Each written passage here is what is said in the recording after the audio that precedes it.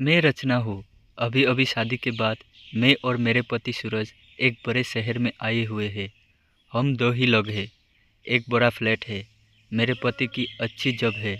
मैं कभी कभी ये सोचती हूँ कि मुझे बहुत अच्छा पति मिला है।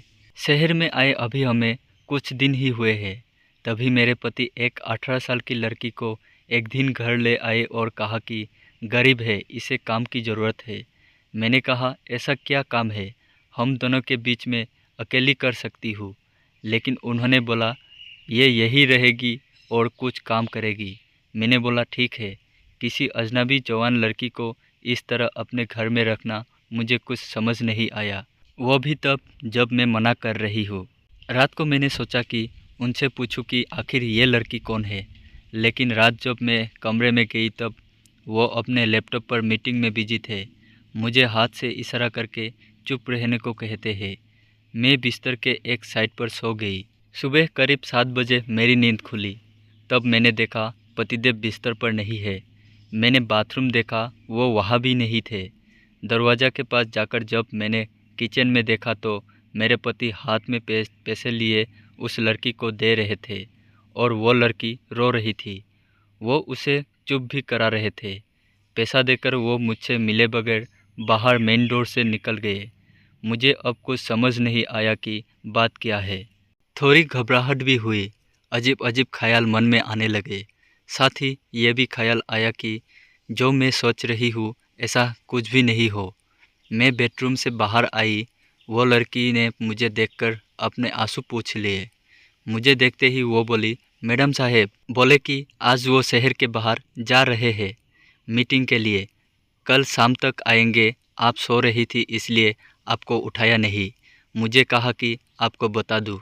मुझे उससे बात करने का बिल्कुल भी मन नहीं था, इसलिए मैंने उसकी तरफ देखा भी नहीं। बस अब मैं अपने बेडरूम में बैठी कुछ कुछ सोचने लगी। शादी को अभी 1 महीने ही हुआ है और मैं उनके बारे में ना जाने क्या क्या सोचने लगी। लेकिन उन्होंने मुझे सोचने का कारण भी दिया है। एक तो ये लड़की वो अचानक ले आए। मेरे मना करने के बाद भी उन्होंने इसे यहाँ काम पर रखा और आज वो उसे रुपये भी दे रहे थे। मैंने सोचा कि एक बार फ़ोन पर उनसे बात करके देखती हूँ। मैंने उन्हें फ़ोन लगाया पर उनका फ़ोन स्विच ऑफ बता रहा था। ये पहली बार था जब ऐसा हुआ कि उनका फ़ोन बंद है। अब मेरा सर और भी चकरा गया। इतने में वो लड़की रूम में चाय लेकर आई है। बोली, मैडम चाय। मैंने भी उसको पूछा, तुम्हारा नाम क्या है? बोली, राखी। उसके पास फ़ोन भी था और अब वो वाइब्रेट हो रहा था। फ़ोन को रिसीव करने वो दौड़कर मेरे बेडरूम से बाहर गई। मुझे दूर से अब यही सुनाई दे रहा था कि उसने कहा कि मैं आती हूँ। फिर बात करके वो फिर मेरे बेडरूम में आकर कहती है, मैडम मैं 2 घंटे में आती हूँ, मुझे कुछ काम आ गया है। इतना बोलकर वो मेरी हाँ सुने बगैर ही चली गई। मैं कुछ बोल ही नहीं पाई। लेकिन फिर 2 मिनट बाद मेरे मन में आया कि क्यों ना उसका पीछा करूं, और मैंने 1 सेकंड में कपड़े चेंज किए और उसके पीछे हो गई। वो मुझे मेरी बिल्डिंग के नीचे दिखाई दी।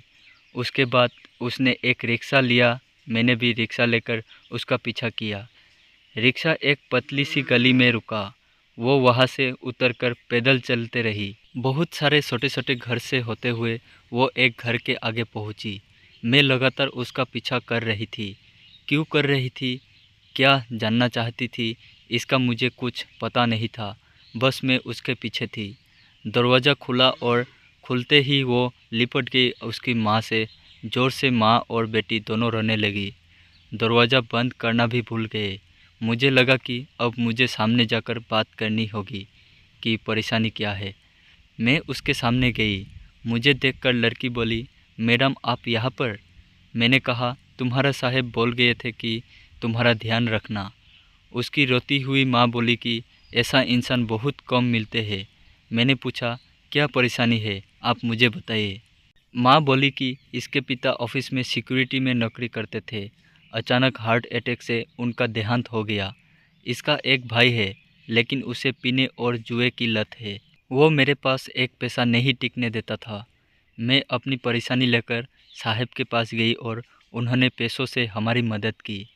साथ ही उन्हें जब मैंने बताया कि इसका भाई ऐसा है तो उन्होंने कहा कि इसका यहाँ रहना सही नहीं है, इसलिए वो इसे अपने घर को ले गए।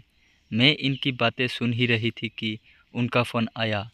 मैंने फ़ोन रिसीव किया। सूरज बोले कि उनका फ़ोन रात में मीटिंग की वजह से चार्ज नहीं था, इसलिए फ़ोन बंद था। मुझे पूछा कि कहाँ हो, तो मैंने बोला कि मैं उनके घर आई हूँ। सूरज बोला, हाँ मैं रात में तुम्हें बताने वाला था पर मीटिंग की वजह से लेट हो गया और तुम सो गई।